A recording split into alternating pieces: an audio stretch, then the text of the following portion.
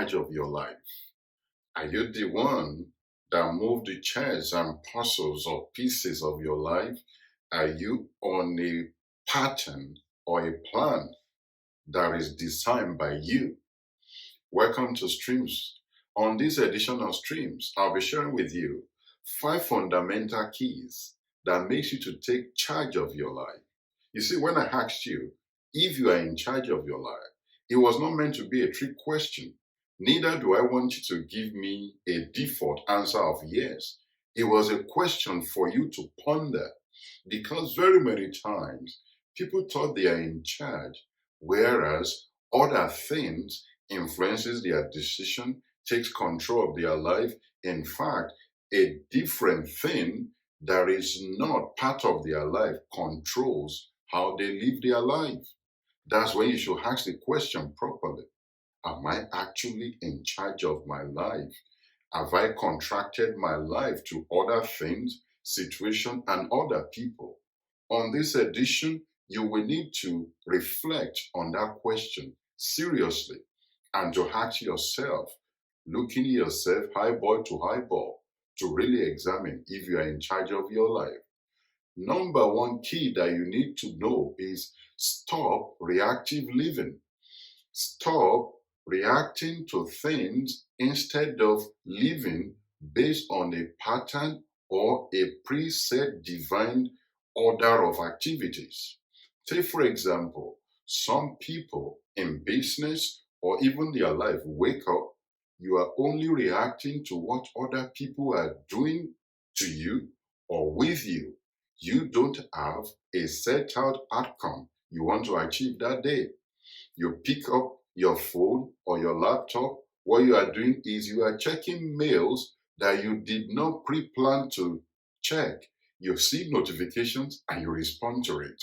You see a call. Maybe you are in the middle of a brainstorming or reflective session where you are maybe giving solutions to certain problems. A phone rings and you respond to that phone call. That phone call takes about 20, 30 minutes, and that takes you off course, your rhythm of creative thinking. So many things happens that are not part of your own routine. Some people have emergencies to them and they make it your own emergency. Take, for example, somebody could send you a message to say, I can't pay my rent. It's their own emergency, and you get yourself to be hooked up into that, and you are derailed off the course of your own life. So very many times, people thought they are in charge, whereas events and happenings around them is what is dictating the style of their life, what they are reacting to. No wonder they are just hungry, they are never fulfilled, they are hurtful, because they discover their life is being driven by other events that are external to them, not a clear pattern of what they have set out to achieve that day, that year, or that month. Number 2, stop asking lousy questions. You see, lousy questions are akin to silly questions. If you ask yourself lousy questions, what do you expect you're going to have? Lousy answers. If you ask yourself things like, why is it that I don't have money?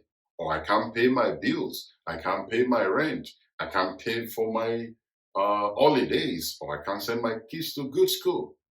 Your brain can answer you things like, oh, because you are dumb, you are not smart, you are lazy, or something else. But what you should be asking is smart, intelligent questions that makes your brain to get to work. If you kept asking, why is it that you can't lose weight? Your brain can tell you it's because it's your gene. But rather, if you start asking questions like, how can I lose weight? What do I need to do? That question pushes you to how. What do I need to do? Shifts responsibility from you making excuses as to why you couldn't achieve that thing to how can I take responsibility to achieve that thing. If you can't pay for a thing, you don't say, why is it that I can? It's how can I pay for that? So when you turn the kind of questions you are asking around, it changes your mindset and your brain engages in a different kind of thought pattern that can either move you forward. So stop asking lousy questions. Ask intelligent and creative questions that will make you to think and want you to do something about your situation. Number three, I say stop confusing movement with progress. A lot of us in business, they confuse movement. Showing up at work or at your job, you just show up, you are not adding value. What you have always known 5 years ago, 10 years ago, is still what you still know today.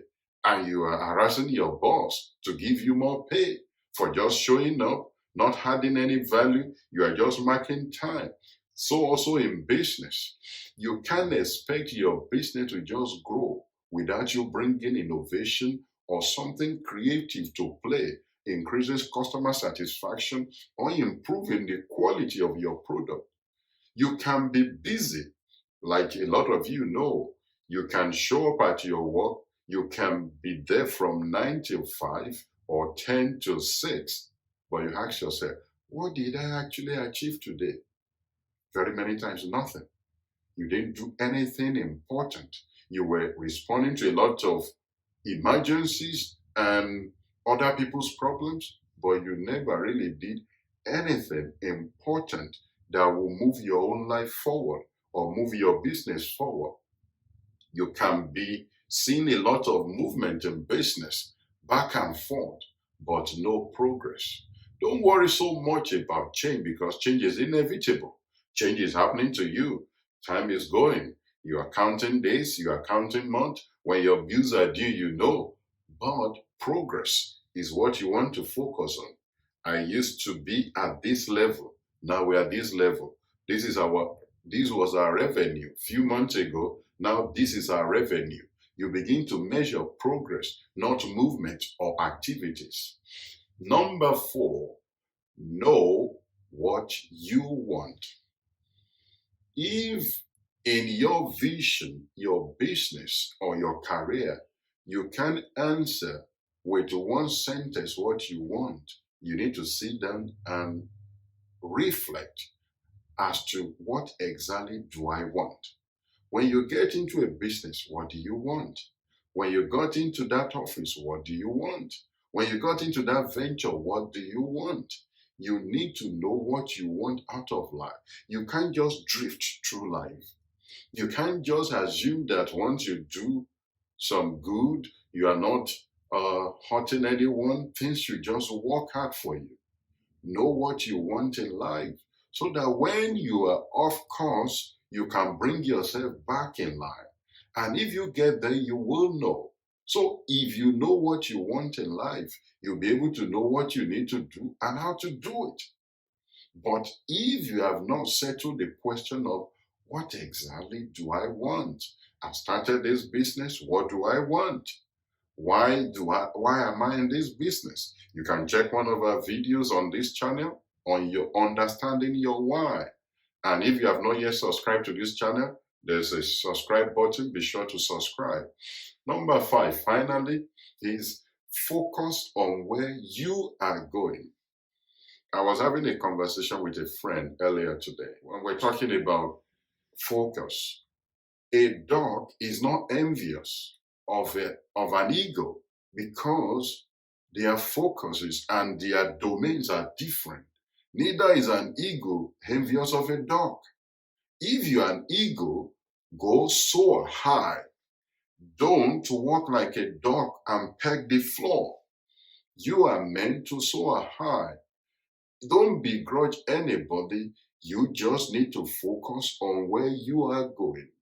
Not what Mr. A or Mrs. B is doing, is what you want and where you are going. You focus on it and you'll be judged based on your own vision, your own purpose, and the indicators that you have set either in your industry or in your sector or for your career, for your vision. So focus where you are going Avoid distractions. You see, we're just at the beginning of this year, and I want you to take these 5 fundamental keys for you to take charge of your life, for you to take responsibility and take control. Don't just allow your life to drift along. Take responsibility. Don't just make up things. Put pen to paper and be sure you are making progress. Be sure to subscribe to this channel. There will be more materials on this channel that you can utilize. There will be a link. Click the subscribe button, and I'll see you on the next episode. Have fun, go succeed, and see you on the next episode. Bye for now.